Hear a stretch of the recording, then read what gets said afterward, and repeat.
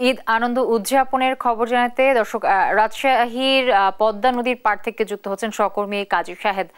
শাহেদ, কেমন দেখছেন ঈদ আনন্দ উদযাপন, জানাবেন আমাদেরকে। জ্যোতি, ঈদ মোবারক। রাজশাহীর বিনোদন কেন্দ্র বলতেই আসলে পদ্মা নদীর তীরকে বোঝায় এবং ক্যামেরা চোখে একটু দর্শকদের দেখাতে চাই যে ঈদের তৃতীয় দিনেও আজকে মানুষ কিভাবে পদ্মা নদীর পাড়ে এসে জমায়েত হয়েছেন এবং এখানে তারা ভিড় করছেন। এবং আমি যদি একটু দেখাই যে সাধারণ মানুষের যে উপচে পড়া ভিড়, সেটি কিন্তু ঈদের প্রথম দিন থেকে শুরু হয়েছে এবং সেটি আজকের তৃতীয় দিন সেটি চলছে এবং এটি গভীর রাত পর্যন্ত সাধারণ মানুষরা কিন্তু পদ্মা নদীর পাড়ে আসেন।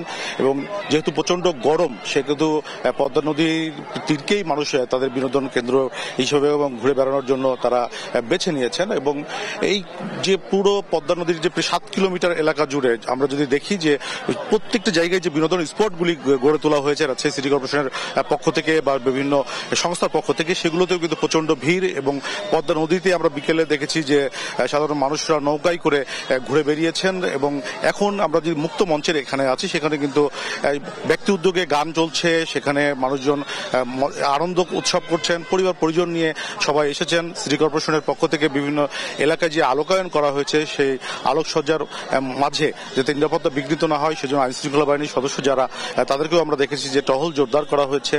এক কথায় বলা যায় যে পদ্মা নদীর পার্কে ঘিরে মানুষের যে বিনোদন কেন্দ্রগুলিতে আছে সেগুলোতে উপচে পড়া ভিড় এবং গভীর রাত পর্যন্ত এই ভিড় চলবে। গত দুদিন থেকে আমরা দেখছি যে ঈদের দিন থেকে আজ পর্যন্ত যেটি দেখেছি আমরা যে সেটি ভিড়টি চলছে। এবং আজকে যেহেতু ঈদের তৃতীয় দিন, সেহেতু ভিড় এখন পর্যন্ত আছে এবং আরো 2-1 দিন এই ভিড় চলবে বলেই মনে হচ্ছে। তো জ্যোতি, এই ছিল রাজশাহী থেকে আমার কাছে সর্বশেষ। ফিরছি স্টুডিওতে। শাহেদ, আপনাকে অসংখ্য ধন্যবাদ। দর্শক, রাজশাহীর পদ্মা নদীর পাড় থেকে যুক্ত ছিলেন আমাদের সহকর্মী কাজী শাহেদ।